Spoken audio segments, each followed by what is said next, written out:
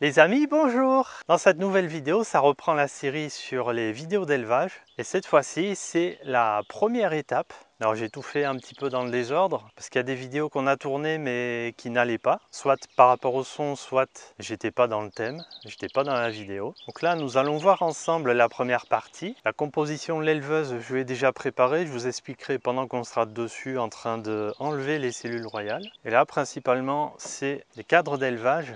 Et ensuite, vous retrouverez dans les anciennes vidéos que j'ai, la E43, E44, les étapes suivantes. Les étapes, par exemple, à J+10, quand on prélève les cellules royales pour les introduire dans les essaims orphelins de 8 jours.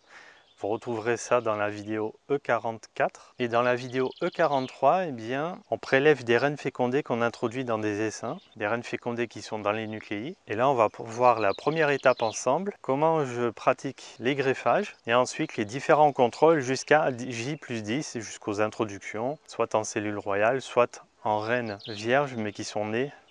Donc là, maintenant, dans un premier temps, je vais vous expliquer un petit peu le matériel. Alors, vous vous rappelez, dans une vidéo en début de printemps, je vous avais montré vite fait ces cadres avec les cupules, les porte-cupules, les blocs porte-cupules, les barrettes et le cadre d'élevage avec une partie nourrisseur. Donc là, je vais vous montrer en détail.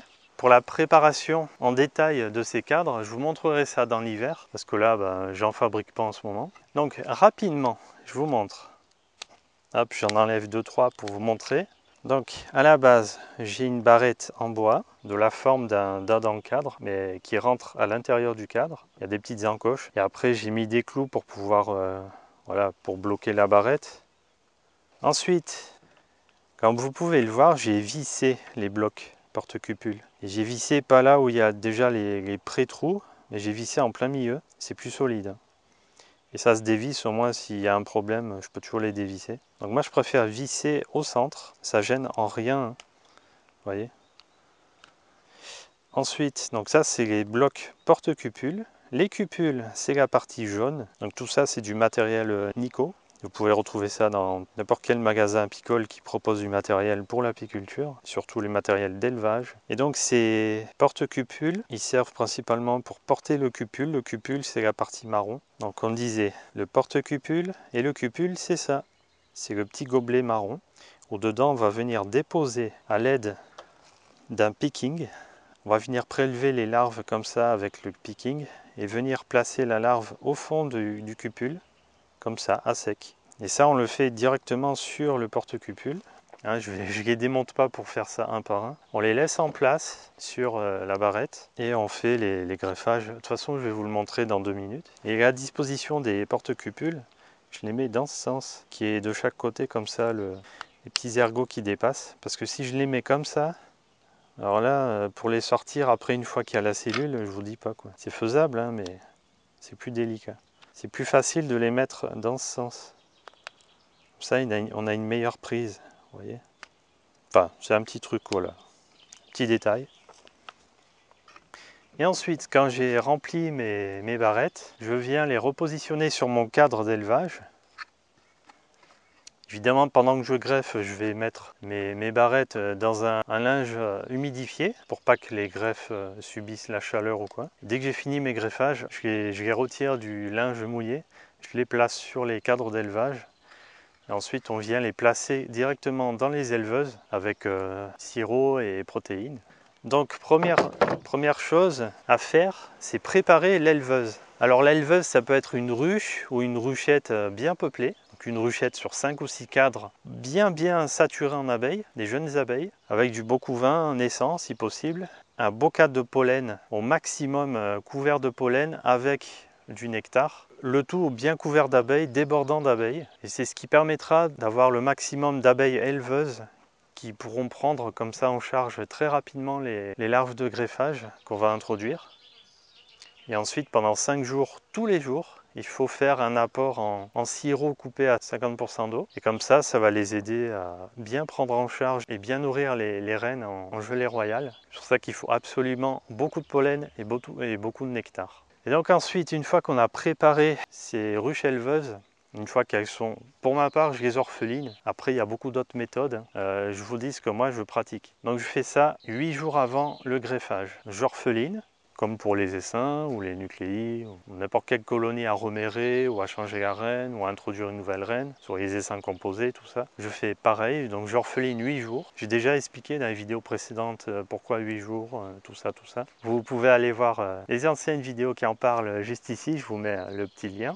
Donc la reine est retirée, la ruche éleveuse est orpheline. J'ai préparé comme ça tous les cadres de couvain naissant, les cadres de pollen et les cadres de nectar, cadres de réserve quoi. Ensuite, la veille du greffage, je prépare mon matériel et je m'assure d'avoir le nécessaire pour le jour J, donc le jour du greffage. Et alors, un petit détail très important qui fait pas mal de différence en résultat des réussites pour avoir le maximum de chances d'avoir des belles cellules royales et donc des superbes reines plus tard. Le petit conseil, je vous conseillerais 12 heures avant le greffage, donc la veille au soir, de badigeonner vos cadres avec un pinceau, de les badigeonner comme ça avec un petit peu de sirop. Vous mettez un petit coup de pinceau de sirop et ensuite vous placez ces cadres dans l'éleveuse. Si vous avez 2 éleveuses comme moi, vous placez ces cadres dans chacune d'elles et surtout vous faites bien attention ensuite de marquer le numéro de la ruche sur le cadre d'élevage et vous remettrez comme ça le même cadre dans les mêmes éleveuses. Je ne sais pas si vous voyez ce que je veux dire.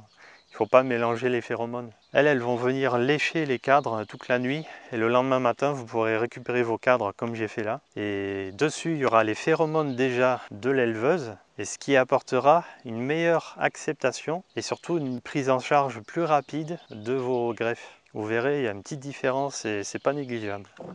Donc préparation de l'éleveuse 8 jours avant et 12 heures avant le greffage, préparation des cadres, un petit coup de pinceau de sirop, on introduit ça dans l'éleveuse et le lendemain on récupère ce cadre de l'éleveuse, on le met de côté et ensuite on vient sortir tous les cadres de l'éleveuse un par un, c'est ce qu'on va faire après. Et il faut casser comme ça les cellules royales qu'elles auront faites. Et à partir de là, une fois que la ruche éleveuse est prête avec toutes les cellules détruites, eh bien on peut procéder au greffage. Ensuite, une fois le greffage effectué, on introduit donc comme j'ai dit le cadre. On introduit le cadre délicatement, sirop à 50%, pâte protéinée par-dessus sur la tête des cadres directement. Et ensuite, une fois par jour, pendant 5 jours, jusqu'à la mise en place des bigoudis ou le prélèvement des cellules pour aller les mettre dans les essaims ou les ruches à remérer, ou placer les cellules royales dans les nucléis. Et bien tous les jours, le matin, de préférence, on viendra remettre du sirop pour être sûr qu'elles aient vraiment absolument ce qu'il faut pour bien nourrir les futures reines. Donc là ce matin on va faire ça et ensuite une fois par jour, très important, de remettre du sirop.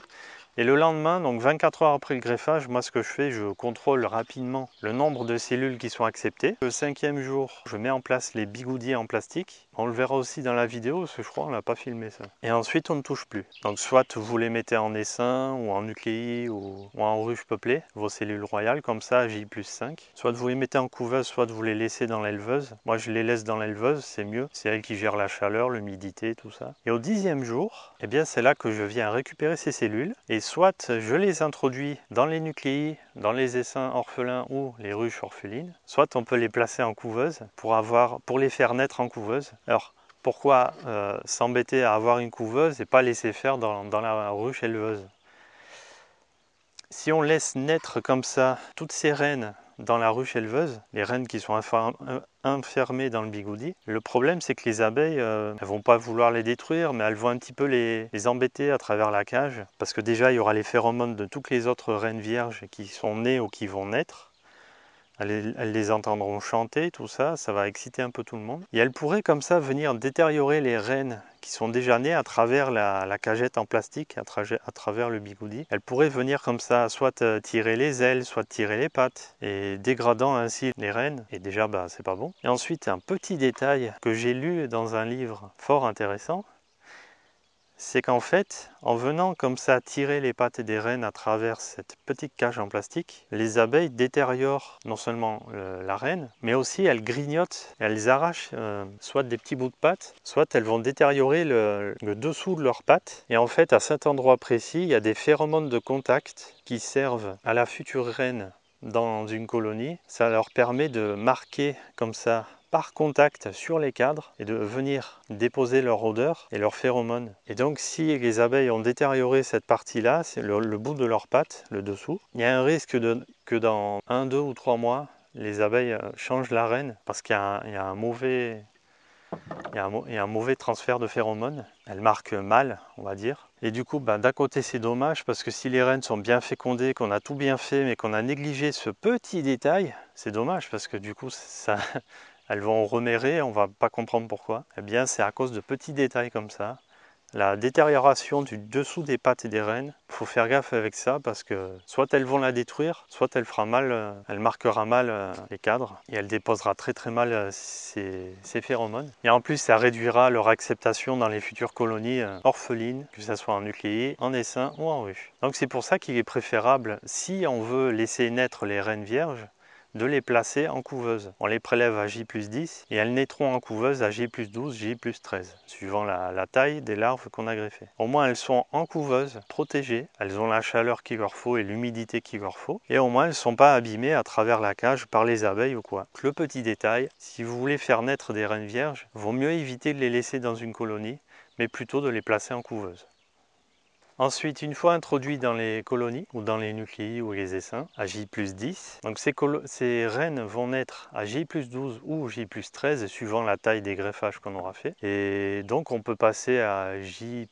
Alors, J+, c'est jour du greffage plus 10 jours, 15 jours, 20 jours, vous avez compris. Donc on peut passer 1 ou 2 jours après, qu'à J+13 ou à J+14, on peut passer, voir vite fait un contrôle des naissances. Et si c'est OK, on peut se dire, dans la semaine, 5 à 7 jours après, elles vont effectuer leur vol nuptial, leur vol de fécondation. Et on peut estimer que encore une semaine après, elles commenceront à effectuer leur première ponte. À J+12, J+13, elles naissent. À J+13 ou J+14, un petit contrôle, voir si elles sont nées. Si ce n'est pas le cas, on remplace. Ensuite, à J+20, elles ont leur vol nuptial, environ J+20. Et à partir de J+25 à J+30, les débuts de ponte pour les reines. Donc moi, je passe à J+30, 30 jours après le greffage. Contrôler la bonne fécondation de la reine à travers sa ponte, en vérifiant la ponte, si elle est bien compacte, si elle n'est pas trop parsemée, si elle pond bien, si tout est OK. Donc là, on est à J+30 pour ce contrôle-là. Ici, à J+40, la reine qu'on a introduite qui était vierge n'est toujours pas en ponte. Ça veut dire qu'il y a eu un souci dans la fécondation ou que la reine a une défaillance.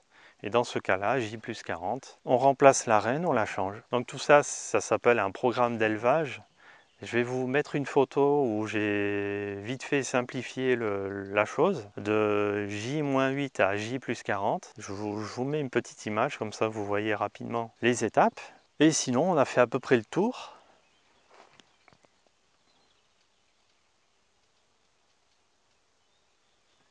Maintenant au boulot.